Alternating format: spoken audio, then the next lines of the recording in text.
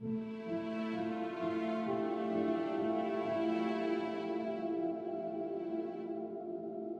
centuries, people have argued about who Jesus truly was. Creeds were written, doctrines were formed, lines were drawn. But before theology, before councils, before definitions carved in stone, there were moments, quiet moments, where Jesus spoke for himself, not to philosophers, not to institutions, but to ordinary people searching for God.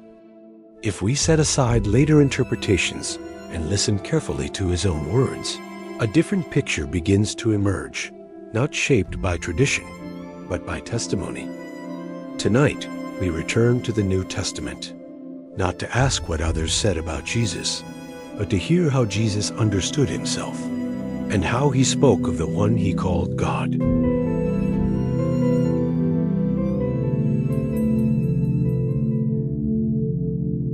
When we look at the New Testament, we find clues about how Jesus saw himself and how he understood his relationship to God, not doctrines or creeds, written centuries later, but his own words, spoken in real moments to real people.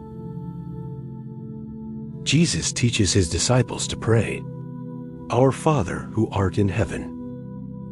Notice, he does not say "my Father" alone, but he includes them all. He shares this relationship and opens it to all believers. Then comes a defining moment after the resurrection. In John 20:17, Jesus says, "I am ascending to my Father and your Father, to my God and your God."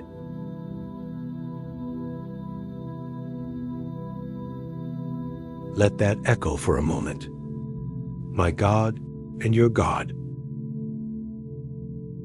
Jesus places himself beside his followers, standing before the same God, worshiping the same God.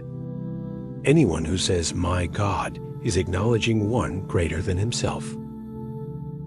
This is not an isolated verse. It is a pattern. In Matthew 26-39, Jesus falls on his face and prays, "My Father, if it is possible, let this cup pass from me. Yet not my will, but yours be done." God does not submit his will. A servant does.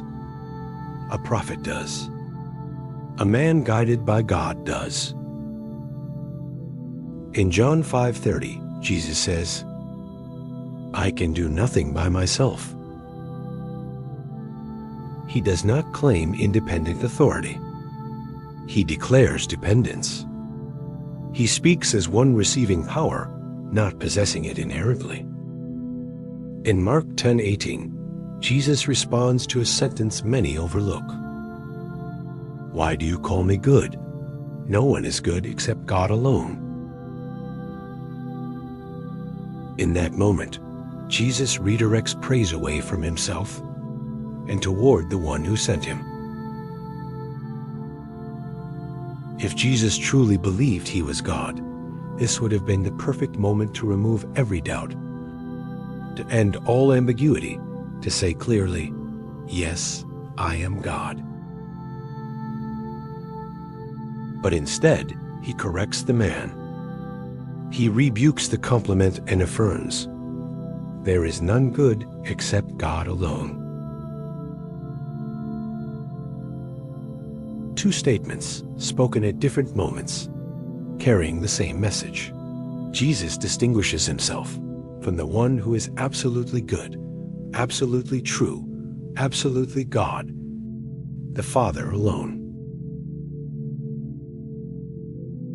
In Matthew 23:9-10, Jesus commands, "Call no one on earth your father, for you have one Father who is in heaven.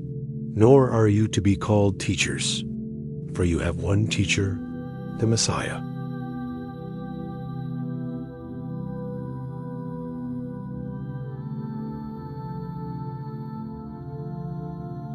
Two roles, two identities, one Father in heaven, one Messiah sent by him.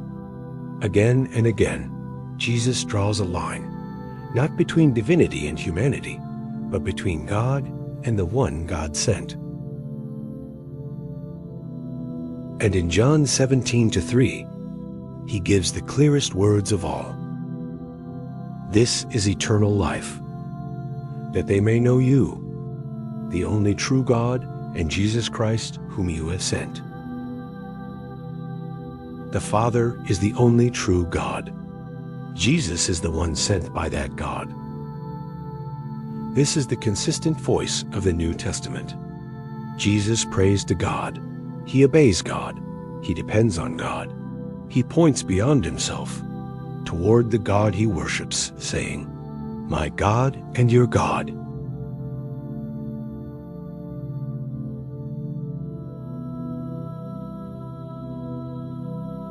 If this message has spoken to your heart, take a moment to reflect on it.